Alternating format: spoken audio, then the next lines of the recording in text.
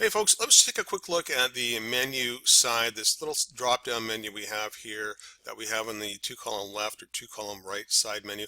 Now the important thing about this video, the message I want to get across for this one here is when you're working with any type of a menu that has a sub-menu, this item right here, the top, it can only use the pound sign. It cannot actually link to a page if it needs to have a submenu is what I'm trying to say. The reason being is for touch and mobile devices, on a touch device like a phone, when you hover over and you touch or you press, if this particular item linked to a web page, it would go to that web page. But if it has a submenu, in order to activate the submenu, you have to put what we call a faux or a fake link in there. We just simply use the pound sign. Now, in desktop browsers, you can actually have a hover effect, right, that does certain things, right? And that's great, but because touch devices don't have hover effects, we have to just make sure we're all on the same page here with both devices. And by that I mean we'll open up the example of our page here. We'll open up the side menu. It's just a bullet list.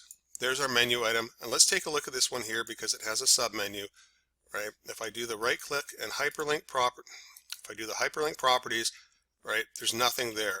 And all we need to do is put the pound sign in, and that's it.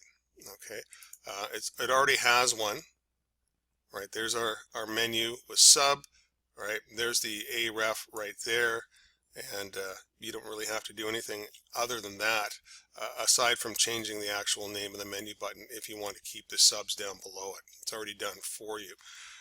If you want to add more submenus, just put your cursor where you want to add one, and just like any bullet list, new item, and then scrub over and link this item right here to whatever page you want it to link to. Of course, it didn't take when I did that. Oh, it's just not showing in the video. Okay, that's fine. Hi folks, let's take a look at the menu side that we're using in the two-column left and two-column right side menu pages, these ones right here. What we have here is just a simple bullet list with the information here linked in the page. If you're going to remove the sub-menu, which is the UL tag right here, you can select the one item, select UL, and then get rid of it. And you can relink this button here to an actual web page if you want to. Right now it uses a dummy link, which is just the pound, uses the aref and a pound sign.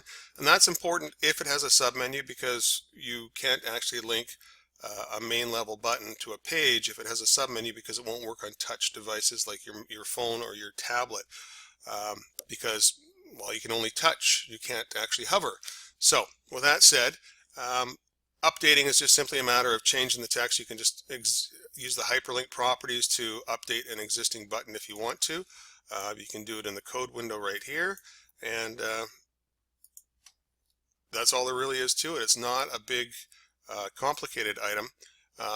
Working with if you need to add a new button, you can just sort of put your cursor right here, hit the enter key, type in new button, and then use the hyperlink tool, right, to add a hyperlink.